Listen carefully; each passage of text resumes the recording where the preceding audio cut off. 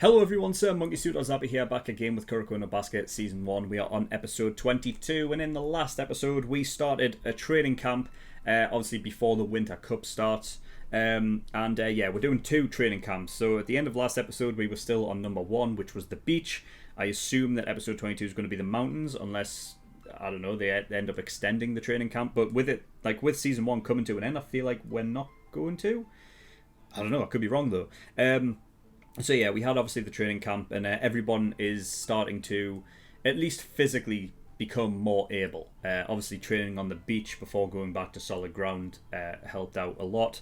Their grip on solid ground obviously becomes more easier for them, and everything like that. Shotoku ended up turning up, so we had a practice match with them, though Kagami did not. He was forced to run to the shop and back for an individual can each time, and he ended up getting like God knows how many cans, but he got them all for the members of Seirin and for Shotoku as well. So he was basically running for, I don't know, he could have been running for 6 hours maybe, who knows. But he's definitely getting stronger, so that hopefully he can do more super jumps in matches and everything like that, which is really cool. But yeah, I mean, I don't think there's anything else to really talk about other than that. So yeah, we're going to get in episode 22 and see what we get. If you do want to go watch the actual reaction, the link is in the description below to the 10-minute version. There's also the link to the full length there as well. If you do want to watch it in full, then the offer is there for you. But yeah, nothing else to really talk about, so we're going to get in episode 21 and see what we get. So without further ado, let's go.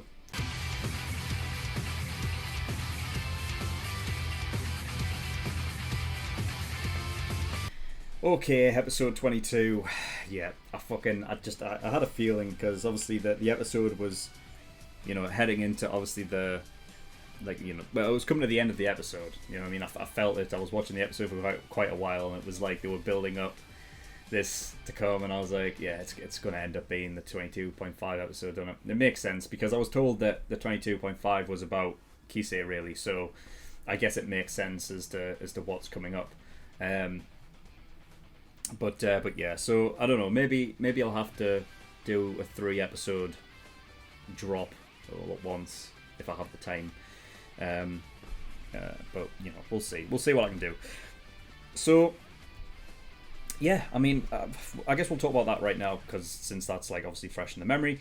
So yeah, Kaijo versus To. I of course want Kaijo to win. You know what I mean? Even more so after that bit at the end there where Kasumatsu was saying that last year it was pretty much all his fault. He put all the blame on himself for losing, because he basically missed a pass, and that allowed them to get back, basically get ahead of the game. So yeah, but yeah, I mean, Kasumatsu's he's no pushover, right? Because he was in that Basketball Monthly magazine. And Kaijo are a national strong team anyway, so it's going to be one of those things where it's going to be an interesting match, and I can't wait to watch it, because this is what I was looking for, really. I want to see matches between the Generation of Miracles teams, and not just be Seirin versus one of them every time, because it's that difference in style, and also just to see where everybody sort of maybe ranks and how their different style works against other teams and stuff like that. It's just like it's really nice to be on I call it a neutral. I don't know if that is how. I mean, technically, what the term of a neutral means that you're watching like 2 teams go against each other, that you have no horse in the race on either side. I mean, for the sake of just with Seirin being the protagonist team, it's like, well, that's our team, right? So that's the one that you root for. But when you don't have a horse in the race and you can just sit back and enjoy what's going on, it's just a nice sort of. I mean, you can't really call it a relaxing one though, because it's still going to be like tense and epic and everything like that. And even though I said I don't really have a horse in the race, you still just pick one that you think's going to win, or you may have maybe a little bit of favoritism towards. And at the end of the day, I would love for Kaijo to win, but I don't see. Because obviously, like, it's in my head, and I know that I've said it before, obviously in the past, that you can't really dictate how good Kaijo is based on the practice match that we had against Seirin. You know, you can't judge them based upon that. So I get that in what I'm about to say, but like the idea that obviously Seirin beat Kaijo, even though it was a practice match and Kisei wasn't at his best, he wasn't going full throttle, and yet to get absolutely demolished by Toho, but then for Kaijo to beat Toho would feel like, I don't know, like, I always do this with sports anime because I feel like it's much easier to anticipate compared to other shows, you know, based upon where they are in the season versus, like, you know, where you are in the season, like which episode you're at, and then based upon what really makes sense in terms of your team, how many wins they've got, what is likely to happen considering the fact that Seirin have already beaten a generation of miracles. They can't go through and beat every generation of miracles like the first time. That'll be stupid. So it made sense, obviously, that Seirin lost against Toho. Now, in my head, I'm thinking, from a meta standpoint of like storytelling, would it really make sense for Kaijo now to go beat Toho before Seirin beats them, kind of thing, you know? But then you've got Toho in their locker room talking about how they would struggle if they didn't have Aomine. I'm thinking if you took out Kisei from Kaijo and you took out Aomine from Toho, that Kaijo, I get a feeling that Kaijo would be the better team out of those two. Like, Kaijo would win that battle.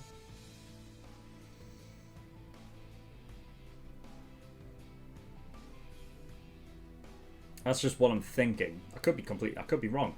Because they didn't mention without Kisei in the team. They said that that it wouldn't be like Seirin if Aomine didn't show up, because you've got Kisei in there. So, you know, there's that. But with Kisei out of it, I don't know. I just feel like Kaijo are a much stronger team in a team-based team rather than a team of individuals. And it's just that Seirin just wasn't up to that standard yet, you know, so they couldn't deal with it. But I feel like Kaijo could, and therefore it's like, you know, it's one of those where it could be a toss-up, which means that it comes down to Kisei and Aomine, and whoever wins that battle. Kisei's never won before. Aomine is the one that blossomed first and is technically the best out of the generation of miracles. So you have to really bet on Toho winning this.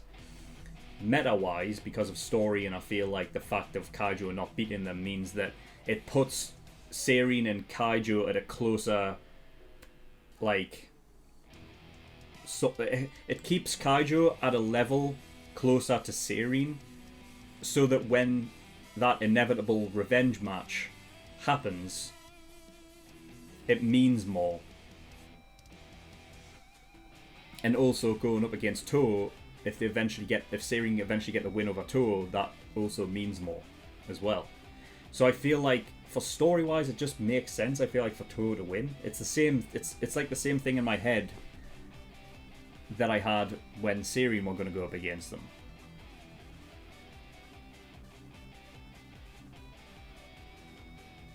But it also makes sense logically. So I don't know. All I can say is I'm just really, really excited to watch Kisei go up against Aomine. Because at the end of the day, this is where, like, the first time we've seen Aomine, like, really, like, serious about it, you know? From the get-go. Not giving it, you know, some time before he's like, right, now I'm going to get serious. He's there at minute 1, ready to go on and start, completely warmed up before anybody else. So, you know, I like the respect that he has for Kisei. And I mean, to some degree, you know, he has the respect as well with Kuroko. For different reasons. I mean, with Kuroko, it's like, he doesn't have the respect for him because he hasn't improved, but he has the respect for him that he doesn't give up. So there's that, you know. And I assume that extends to the other generation of miracles in some degree as well. So, yeah, but I mean, just like, with Aomine being serious right from the get-go, that's dangerous. That's very, very fucking dangerous. But Kisei saying, I'm going to win this if it kills me. But I love Kisei's, like, respect for his senpais. In the same way that Seirin does have that as well. Like, they had that going into the Seiho game. Kuroko and Kagami were like, we're going to win this for the senpais, right? And Kisei's got that as well. After hearing that from Kasumatsu, it's like Kisei, it's like he clicked, he turned on, and it's like, that's it. I'm not fucking, you know what I mean? I'm going to bloody go all out for this. And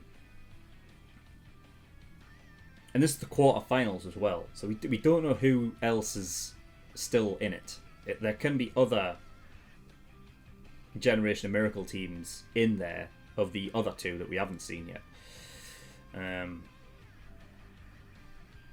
So it's not like I can say that if Kaijo beats Toho, they might as well.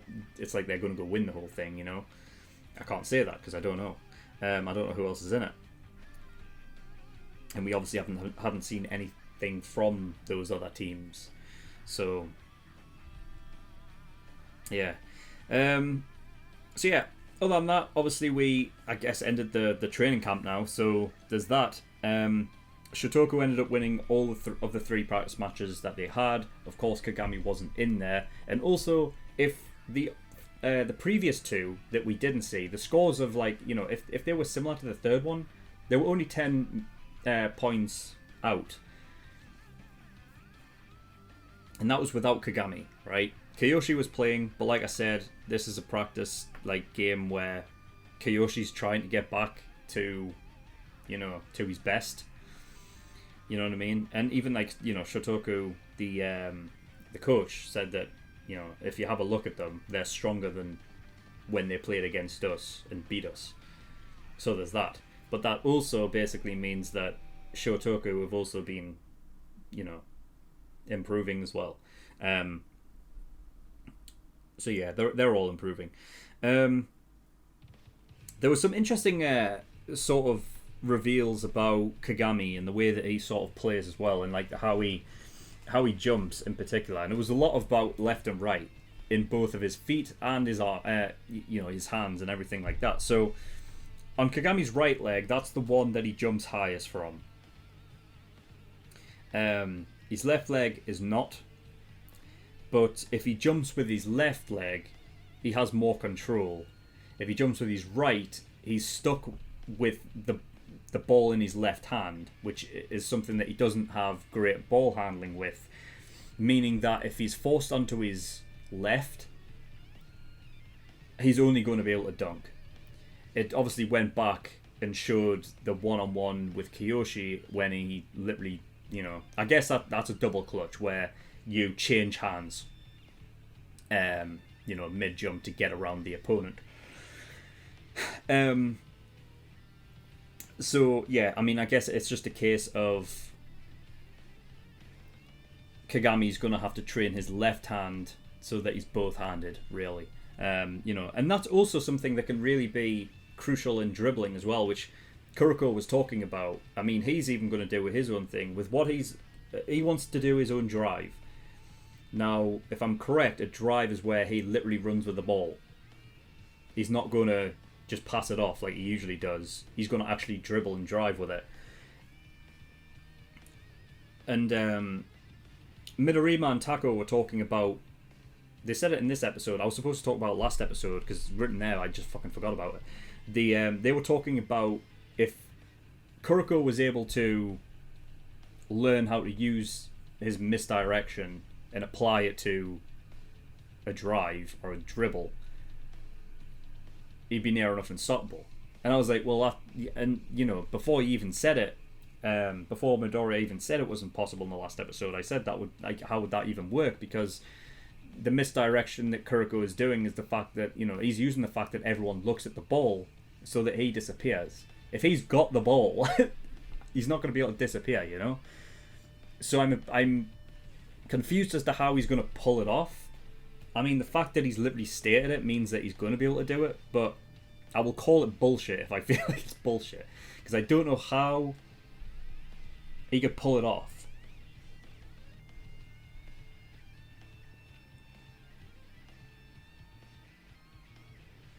Unless it's just something like... Maybe it could be like a way of misdirection because people are expecting him to pass it off. So he uses that time where people are caught off guard, the fact that he's actually fucking dribbling and driving with it, that they, you know, it, in a way it kind of works. I don't know how they're going to do it. There's no point in me theorizing because I'll probably be wrong, but yeah, we'll see.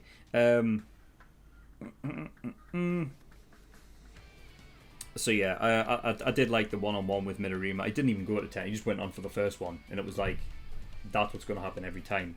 And it makes sense, I think, because of the goaltending. So this was obviously during Shotoku, the match that we had in the prelims, where I asked, well, why don't they just stay at their own goal, like their own hoop, and when it comes down, knock it away.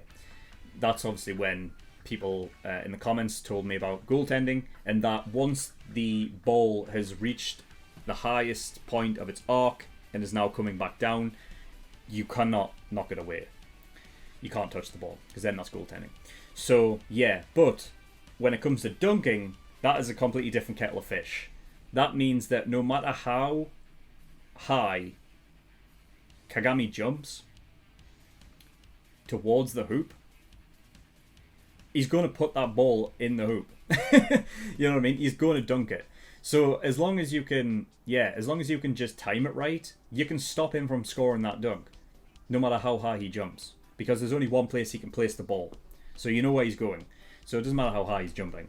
So yeah, that's. I mean, it wasn't until obviously he pointed out that that completely makes sense. So yeah, I mean that's obviously forced Kagami to sort out his left-handed ball.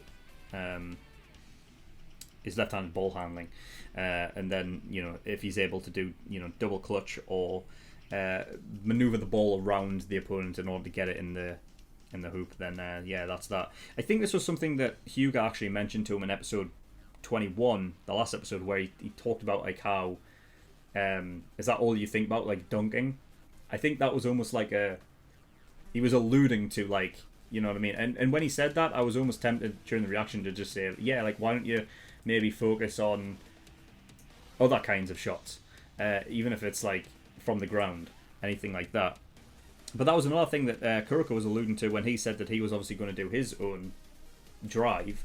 But he also, like, when he said that, like, you may be able to fight them in the air, but you can't fight them on the ground. So even though Kuroko may be doing like his own thing, it means that if Kagami can maybe like improve his dribbling, that he's just able to do one-on-ones with people even better, then there's that, because really what he does is he doesn't have as much flair as Aomine, right? Aomine does that whole street ball thing, but Kagami really just sends people the wrong way and then just runs past them, really. You know what I mean? He doesn't really take them on a lot more than just his sheer power. So, if he can be a bit more, obviously, he's going to have his power regardless, but if he can add a bit more like technique to his dribbling on the ground, then at times he can, it just means that there's another option for him, but we'll see what happens with that. And yeah, I mean that's pretty much all I've got. So yeah, I mean, like I said, in regards to how I'm going to react to, I'm going to react obviously the 22.5 with Kisei and whatnot. Whether I count that as like it's another episode, or if I choose to do 3 episodes, it's all based upon whether or not I have time. I would like to be able to, because it's like a 0.5 episode, I would like to do it separate, so that would mean that obviously by next week there will actually be 3 reactions of Kuroko no Basket. But like I said, it's just all about time. I would like to be able to do it, but we'll have to wait and see.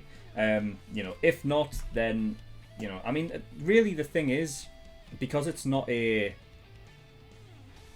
it's not like, generally in terms of anime, a 0.5 tends to end up being like something like a recap or something like that. But because it's not that, I don't know. It might end up just being its own episode. But I'll let everyone know, and that'll be obviously the early access to our patrons, whether or not that will be the case. But yeah, that's all I've got. So thank you for watching. So if you do want to get access to episode 22.5 and episode 23 and maybe episode 24 right now, then you can do by going over to my Patreon and becoming an early access tier patron for $5 a month. Gives you access to shows a week early. There's also the full length tier there for the $10. If you do want to watch any of the reactions in full and not just the 10-minute version, then that is there for you as well. And there's also an exclusive tier there where you can pay to have my reactions to movies and things like that when I end up reacting to those and everything like that. So yeah, go have a look at those, see what they offer. There's also a link to the Discord as well. So yeah, that's all I got. So thank you for watching. I'll see you all next time. Bye bye.